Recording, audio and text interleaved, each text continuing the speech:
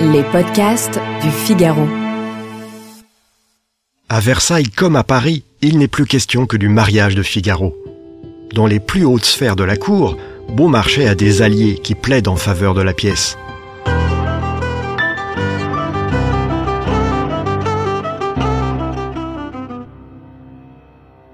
Madame de Polignac, une intime de Marie-Antoinette. Le baron de Breteuil, ministre de la Maison du Roi. Ils plaident en faveur de la pièce.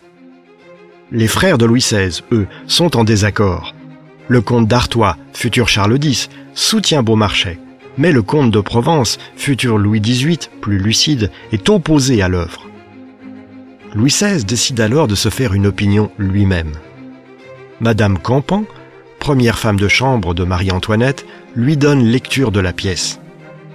Dans ses mémoires, après la Révolution, Madame Campan affirmera que le roi a écouté le fameux monologue de Figaro et s'est alors écrié « Il faudrait détruire la Bastille pour que la représentation de cette pièce ne fût pas une inconséquence dangereuse. » En tout cas, le roi interdit la pièce. Mais cette interdiction augmente le désir de la haute société d'entendre le mariage de Figaro en petit comité. Chaque jour, écrit Madame Campan dans ses mémoires, on entendait dire « J'ai assisté à la lecture de la pièce de Beaumarchais ». On finit par parler de l'affaire Beaumarchais dans les cours d'Europe qui sont très intéressés par les potins de Paris. La tsarine de toutes les Russies, Catherine II par exemple, prie Beaumarchais de lui envoyer sa pièce. Et l'écrivain, très flatté, informe aussitôt le lieutenant de police, en charge de la censure, de l'intérêt que lui porte la tsarine, dans l'espoir de l'influencer. Après plusieurs péripéties, en avril 1783, le frère cadet du roi, le comte d'Artois, obtient de Louis XVI que l'œuvre soit représentée, une fois et une seule, par les comédiens français devant un public choisi. Pour remercier son protecteur, Beaumarchais impose, dans le rôle de la fiancée de Figaro, Suzanne, une jeune comédienne de la troupe, qui n'est autre que la maîtresse du comte d'Artois. Mais le jour même de la représentation, dans un sursaut d'autorité, le roi l'interdit à la dernière seconde. Un coup de majesté, sans lendemain.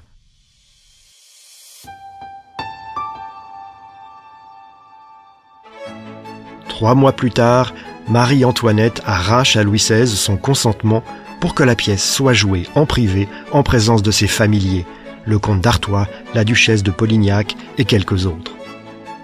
Difficile ensuite pour le roi de persister à frustrer le public. Et Louis XVI finit par céder. La première du mariage de Figaro a lieu le 27 avril 1784 au Théâtre Français. Tout Versailles et tout Paris sont là. C'est un triomphe.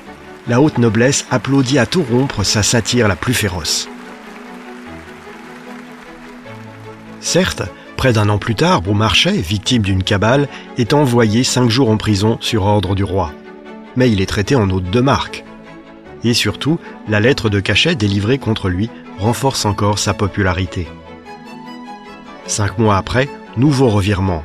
Marie-Antoinette elle-même invite l'écrivain chez elle, à Trianon, pour voir jouer son autre grande pièce, Le Barbier de Séville. Et là, c'est incroyable.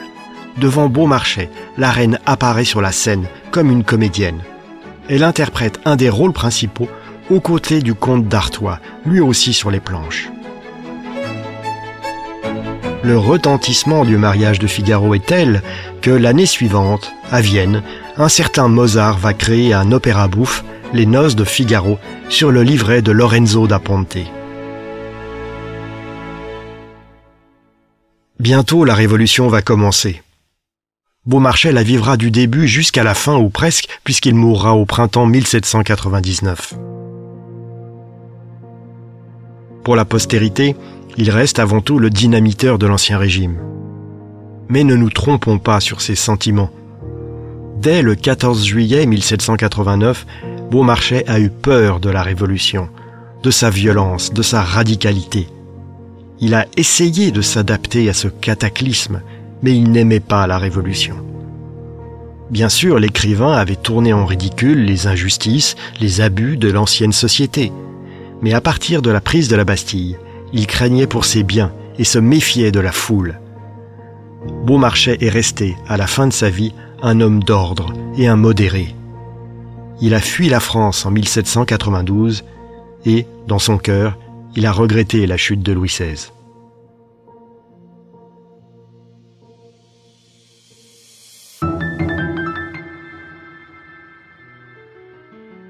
Merci d'avoir écouté ce podcast. Je suis Guillaume Perrault, rédacteur en chef au Figaro. Vous pouvez les retrouver sur lefigaro.fr et sur toutes les plateformes d'écoute. À bientôt.